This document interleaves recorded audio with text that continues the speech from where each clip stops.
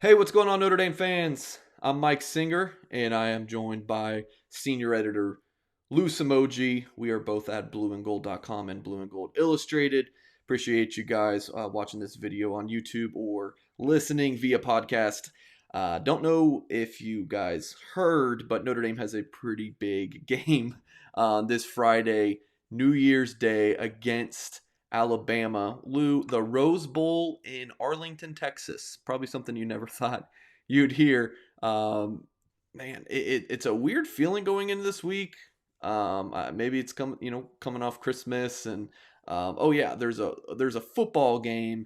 Notre Dame had such a miracle run, kind of a season. Everything was just going Notre Dame's way. Had the magical victory over Clemson, and then Notre Dame loses by 24 points to that same team in the ACC championship game, Lou, and that winning the big one seems to kind of have just gone out the window because Notre Dame lost in the rematch. I feel like Notre Dame fans don't really feel like they did win the big one. Like it's kind of back to square one. I don't know, Lou. How do you feel there?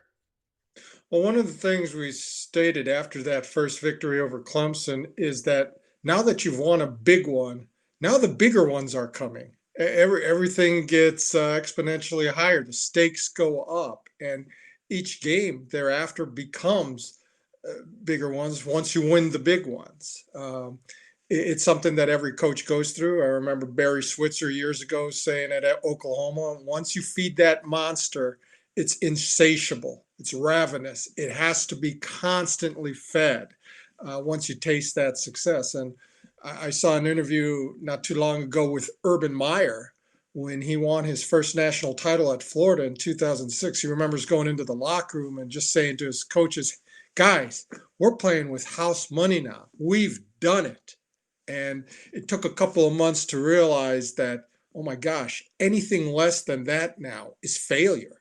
And that becomes the tough part. Air Parsegian went through it, and he warned Lou Holtz too, is that after the third season when Holtz won the national title, it's like, now comes the really tough part because now the expectations increase exponentially. And you win the big one against Clemson. Now do it again, do it again, do it again, which is what makes the run that both Alabama and Clemson are going on extremely special because it's hard to sustain that level of success and that level of hunger as well. And you got to guard against the complacency factor too. It's okay, we did it now. What next? Well, you got to keep doing it over and over again.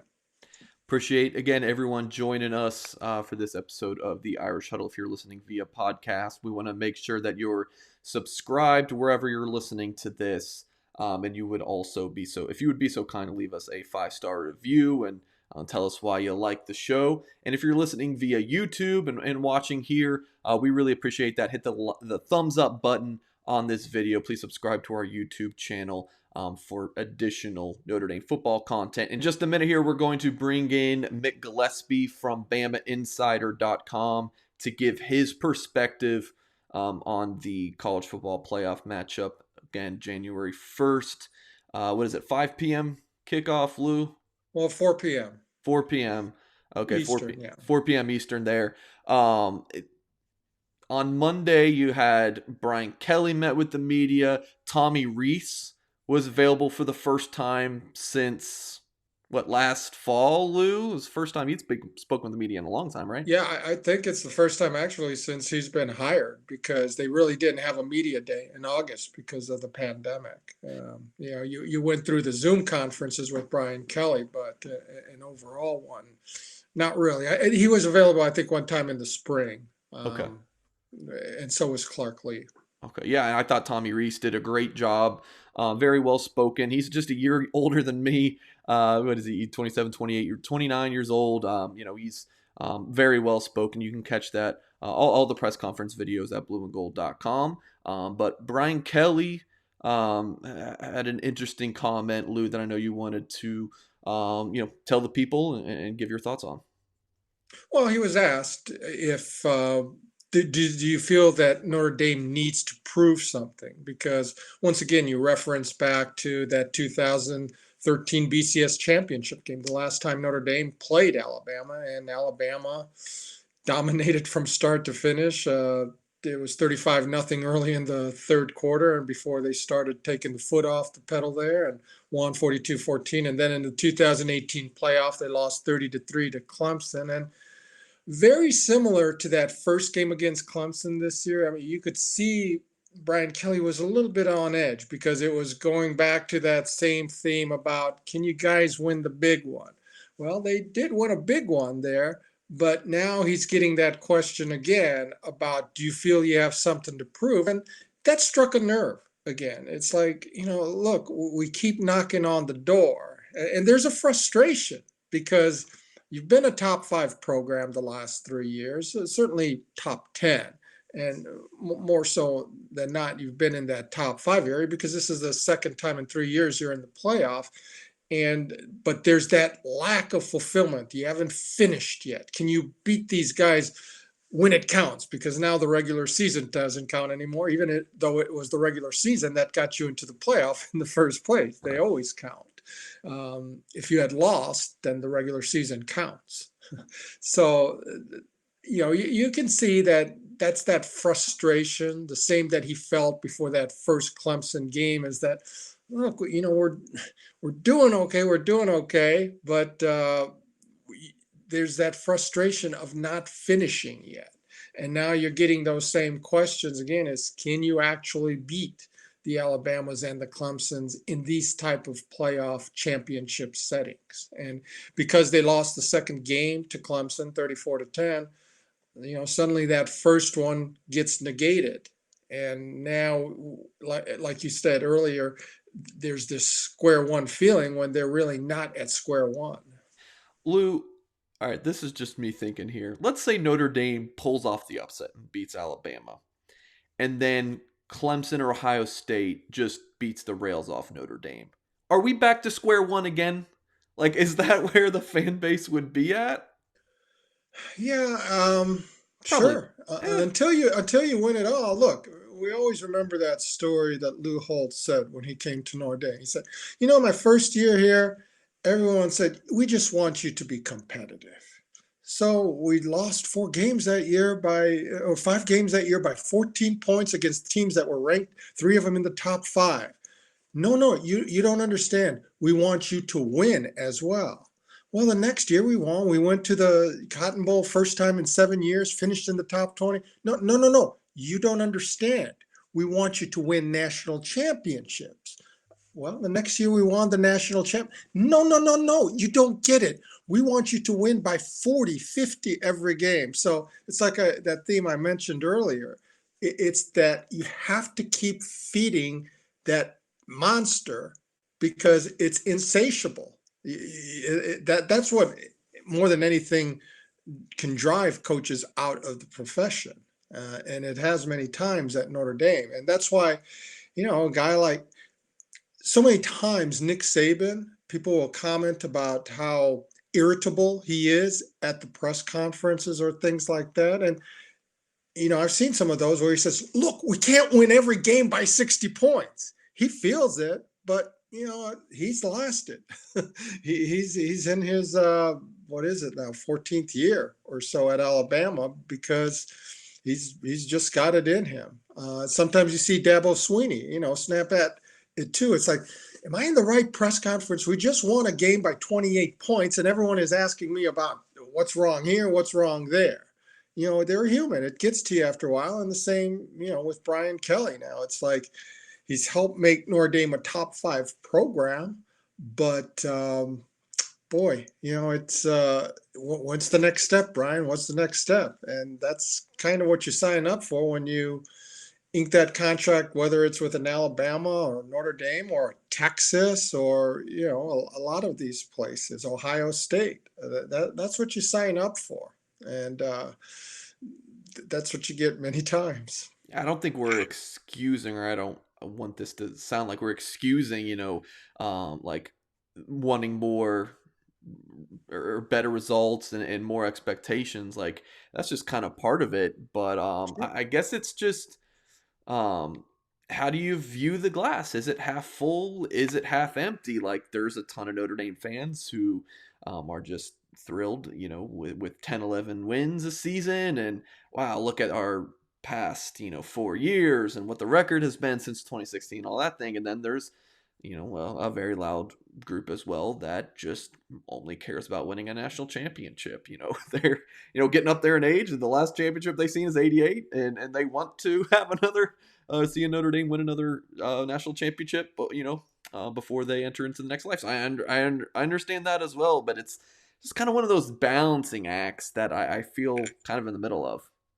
Yeah. Well, it's you beat Alabama on Friday.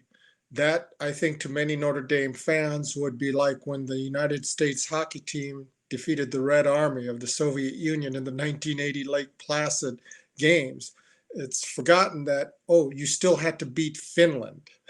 And so whoever, Clemson, Ohio State, they're the Finland afterwards. And you may have beaten the ultimate boogeyman in or the Red Army, Sure. their own form of Red Army, Alabama, with the crimson color. But it's still like, okay, there's one more step now you have to take.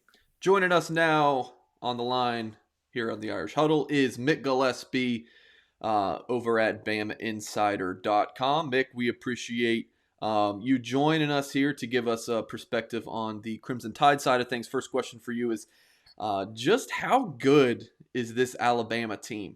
They're a lot different than what Nick Saban had 9, 10 years ago, where it was more of a run oriented offense, and man, now they are just throwing the ball around and like nobody's business. So how do they compare to other great Saban teams at Alabama? Hey guys, good to be here tonight and talk. Grew up a Notre Dame fan before I went to college at Alabama, so I'm very familiar with the Irish. Lou Holtz, I wanted to be Rocket Ismail in the backyard football game, so definitely get this rivalry. And I still think these are the two best uniforms in college football, so and traditions as well. This football team is really good. It's different than what Nick Saban had in his 2009 championship team, or 2012, or the team that Notre Dame played in 2013. This team is offense first. They score a lot of points. This is probably the best offense that Alabama's had, and that's saying something when last year, you had Judy, Ruggs, Waddle, and Smitty as your four wide receivers. All of them could be first round picks when it's said and done, but the offensive line has just been amazing. Mac Jones has been even better than Tua, which is hard to believe, when you look at what Tua did at Alabama. Now, part of it was that Tua dealt with a lot of injuries. Mac Jones has just been smarter with the football. He just doesn't take the hits, it just always felt like Tua was holding onto the ball and running in circles and trying to make plays, and Mac will just throw it away and live for another down. So he's been pretty clean this year. This team's a lot different. 09's team, they beat Texas in the Rose Bowl for the championship. That was before the college football playoff. That was a lot of guys who were picked by, and recruited by Mike Shula.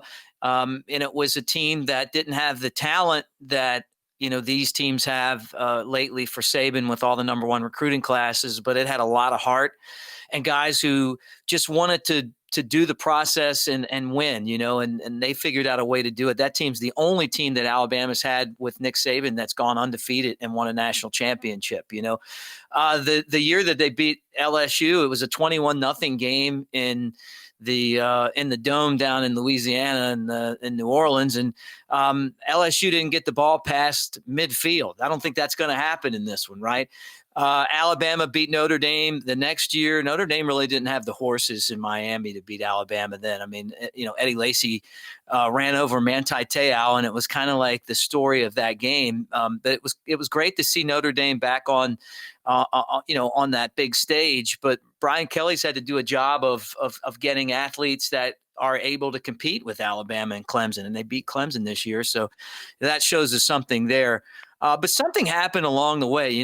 When Alabama won, and I think it was 2017 over Clemson in the championship game played in Glendale, they were in a shootout, and somehow survived, right? And since then, it's been offense first. So that's what this team does. They just score. I mean, uh, last game, the SEC title game against Florida, they won by 8. They were ahead most of the game.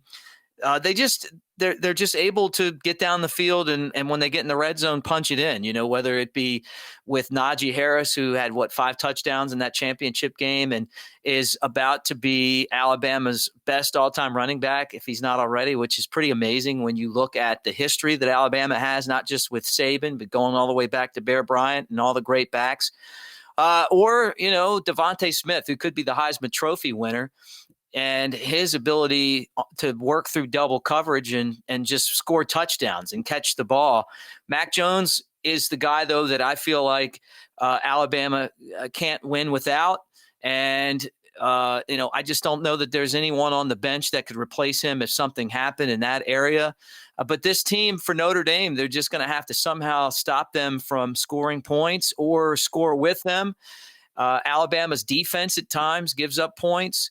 And so you're just going to look at a team that's as well balanced as I describe them as those Dallas Cowboy teams from, the mid to late 90s, where it was like Emmitt Smith and Michael Irving and Troy Aikman and Jay Novacek and, Moose Johnson, just there's so many different ways that Alabama can score and they can do it in a hurry.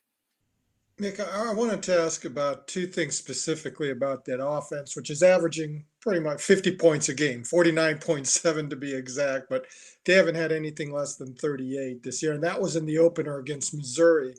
Number one, just replacing Landon Dickerson at center. Notre Dame lost its center November 14th, Jared Patterson, who was having a very good season. And it's been a tough replacement.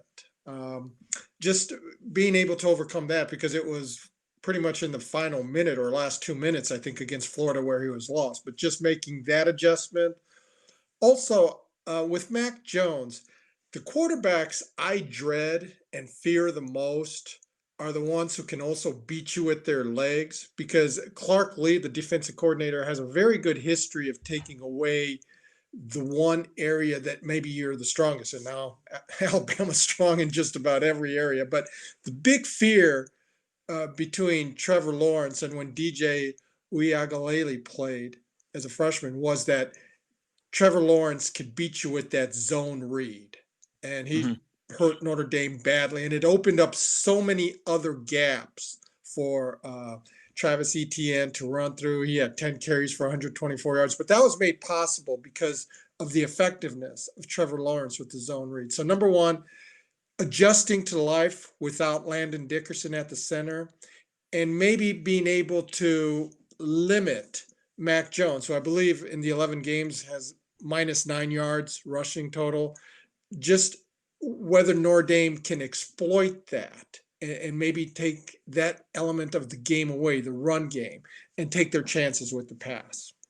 Right. Okay. Well, first, Alabama's heart and soul was Landon Dickerson, their center. I mean, he's a funny guy. He's, experienced, transferred from Florida State, great personality. Some of the guys were crying when, Terrence Leatherwood, who's going to be an NFL star, that upset when they saw him go down. That unit is as tight as any Alabama offensive line I can remember. Until this year, I'd say that the best offensive line Alabama's had under Saban was 2012, and these guys are better, just to give you an idea. And that's why you got 3 of the top 5 in the Heisman voting Alabama players. It really is the offensive line that deserves to win that award. I mean, look, Mac Jones and Devontae Smith and Najee would probably agree with that, because they've made their lives a lot easier. The holes are there in the run game. They give him time to pass when Mac gets back there and throws and he gets the ball to Smitty. Chris Owens, though, is the backup. He's no slouch either. And so I don't know. I mean, like, this is different people have different opinions. I think Chris Owens is going to be just fine. I think that he's going to be able to step in and do the job that he did before. He started in games before. He's got experience. He's a big guy. He's a big time recruit. And I'm expecting him to step in there and get the job done. I mean, I don't know why. I just feel that way. And I know Landon Dickerson is beloved and everything else. I mean, the entire team came out to greet him when he got carted off the field. But it's definitely a concern, though. And Notre Dame and if Alabama wins, the next game, they're going to probably try to key on that and take advantage of it. Is he going to be able to call the defenses out?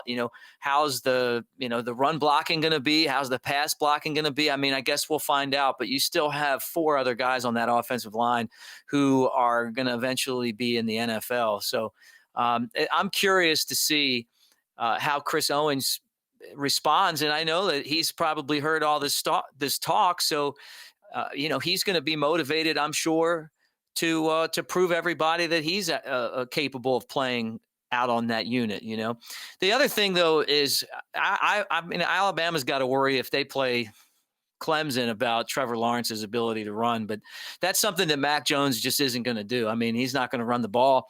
That's not part of his game. And as a matter of fact, coming into this season, I was kind of surprised when Talia Tagovailoa transferred to Maryland and didn't stay. I was kind of hoping he did because, Tua's younger brother can run some.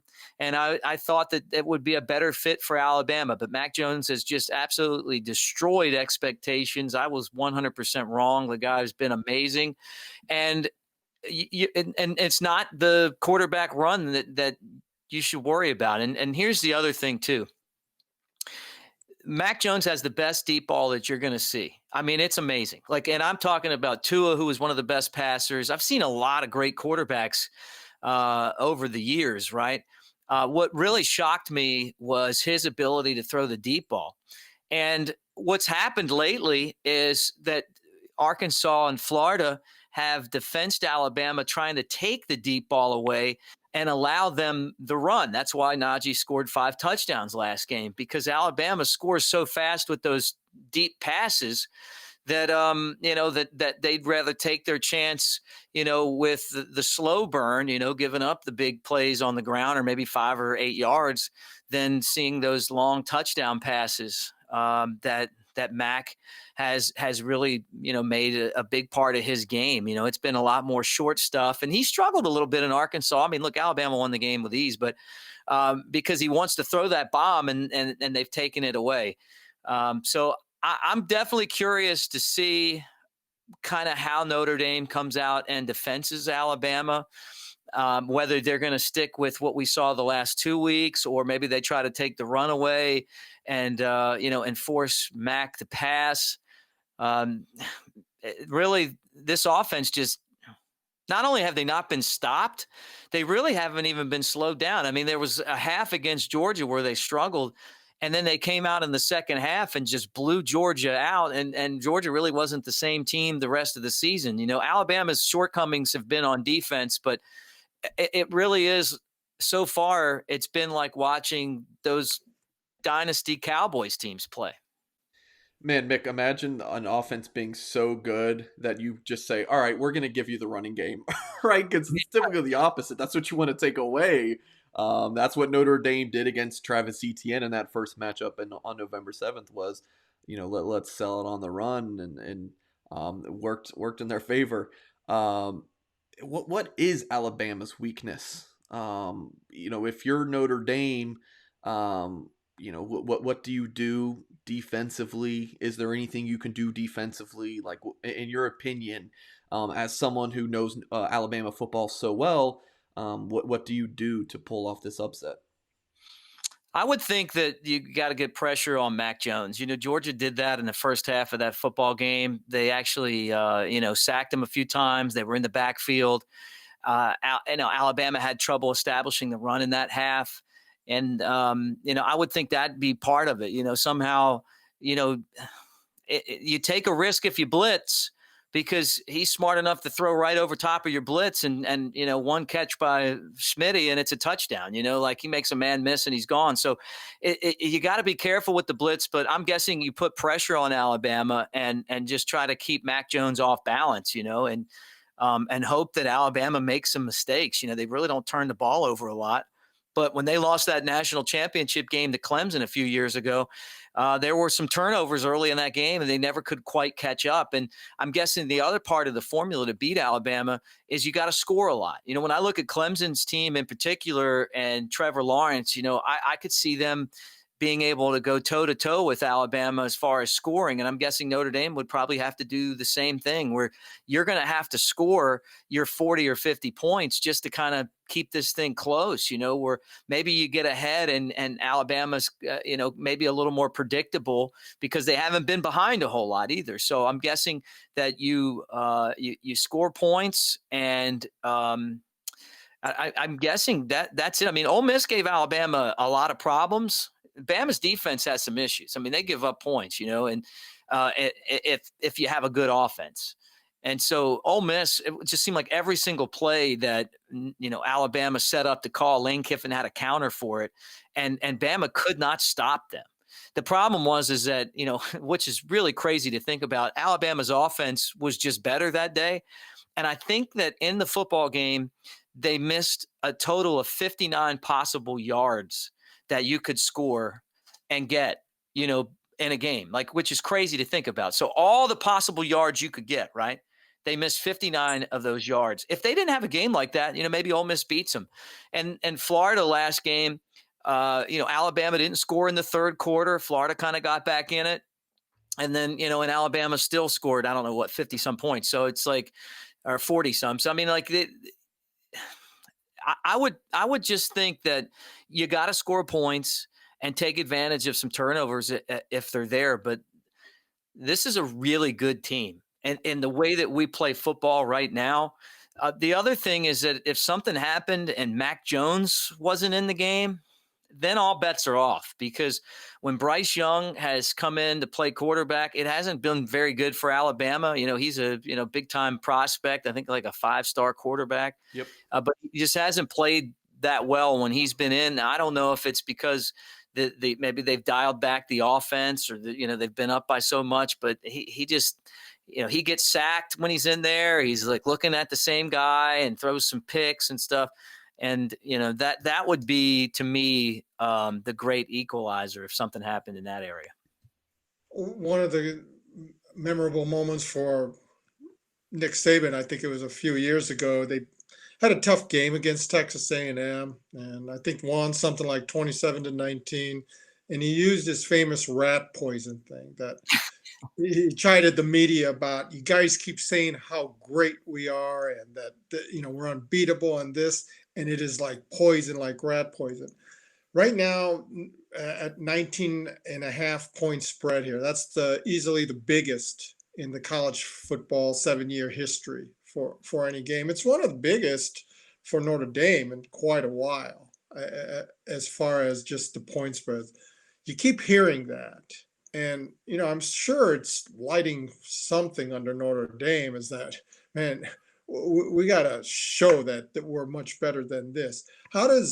Is Nick Saban taking that approach of what I felt was when Alabama beat Florida 52-46, it was kind of a perfect game for Alabama because you won the SEC championship, but now he can really, really lash into his defense, especially about, you got to be so much better than this. You almost lost it for us. Whereas if they would have won something like 52-21, it might have been a more dangerous situation, because it's like, wow, they're just a machine that can't be stopped. What approach do you see being taken here by Alabama as far as having that huge, huge favorite role where, for Notre Dame, there's nothing to lose. For Alabama, boy, if you lose this, that really has to sting. Yeah, I mean, look, he said after the game that it was good that they had a contest, because they really haven't had many lately. And, maybe it will catch the team's attention. I thought Florida just played their best game, to be honest with you. I thought Florida did a lot of things right. Kyle Pitts, I don't know that Notre Dame, no offense, I just don't know that Notre Dame has anyone that is even close to what Kyle Pitts can do, the tight end. I mean, he's one of the best college football players that I've seen in a long time at that position at tight end, where he just changes the game. I mean, you could double cover him, he's still going to catch the ball. He's bigger than your guy, he's faster than your guy. Kyle Trask does his thing. Like, Florida's offense is good. And that they played the best game that they could possibly play.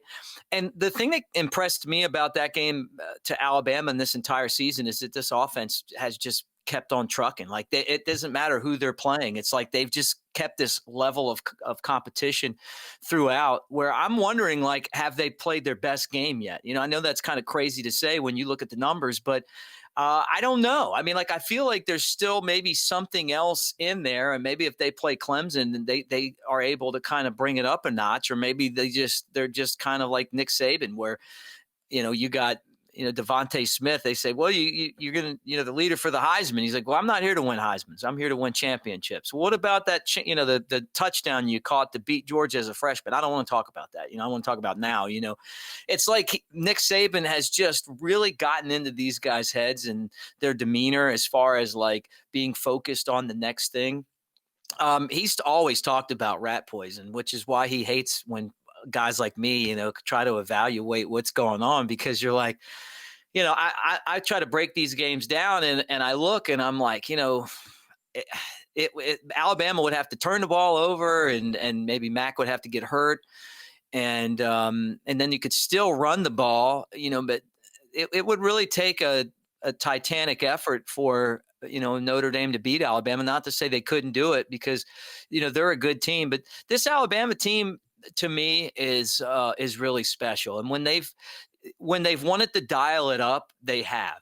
Like last year, LSU beat Alabama, and Ed Orgeron was less indignant about the way that he acted after the game, with the stuff that he said about the program in the locker room that was, kind of leaked out and on the center of the field, and the LSU players running down to Alabama's recruiting section and kind of taunting them to go there because they had won this game and it changed everything.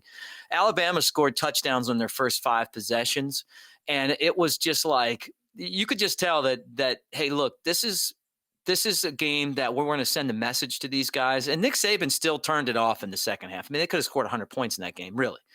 I just don't think that they're going to overlook Notre Dame. And look, when you go to Alabama, I know that this hasn't been a rivalry like it was back in Bear Bryant's day in a long time, but people in Tuscaloosa know who Notre Dame is. This isn't like they're playing like, some school that no one's ever heard of, and they're just going to kind of slide in and then, oh my goodness, who is this Louisiana Monroe? No. Notre Dame is a blue blood. There's something special when these two teams get on the field. I remember being on the sideline and watching Notre Dame run out of the locker room the last time they played. And this is what college football is all about. So I just don't think that I don't think there's a rat poison situation here, and that people are looking at Clemson, because I just think that when Notre Dame plays, it's a must watch, and I think Alabama's going to be ready for them. This is a fun matchup for me personally, as a Catholic Irish kid. You could grow up, with the Notre Dame fight song playing in the back of your head as you jog out to try to catch a football or throw one. And I love this rivalry. I'm glad that these two teams are playing, and it's been awesome talking to you guys. Thanks. All right, Mick. Appreciate you, man. Have a good one. Thank you, man. All right, guys. Good luck, man. Talk to you soon. Great stuff from Mick Gillispie. Really appreciate him coming on. Lou, I posed the question to him.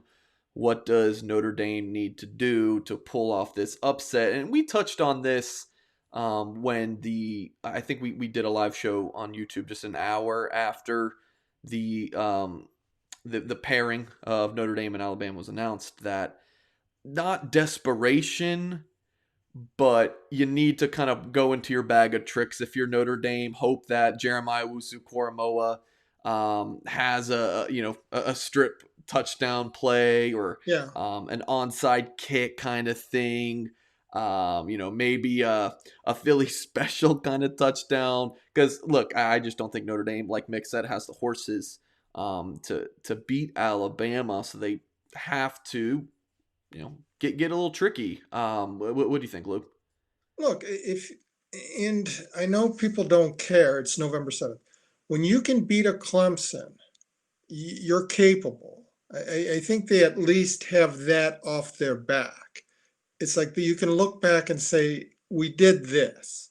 We're capable of doing it again. And look, Mississippi scored 48 on them. Florida scored 46. We don't have to do that necessarily, but they could be vulnerable. I think you look at that Clemson game as a template. You want to be able to first and foremost control the line of scrimmage, be able to do that, which they did against Clemson.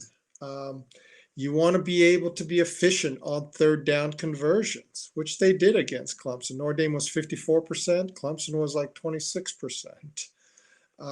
You need to win the turnover battle. And not only do you need to win the turnover battle, most every great epic Notre Dame game that I've seen over the years, you get a special teams or a defensive score. The first meeting ever with Alabama, the national championship in '73, Notre Dame returned a kickoff 93 yards for a touchdown by Al Hunter. You think of the Miami game in '88 when they upset Miami. Patrick Terrell, 60-yard interception return. When I felt they could beat Clemson, the first time I really felt it is when Owusu Koromora forced that fumble and returned it for a touchdown. And I think that made it 20-10 or something like. And that's when I said, okay, they've got it.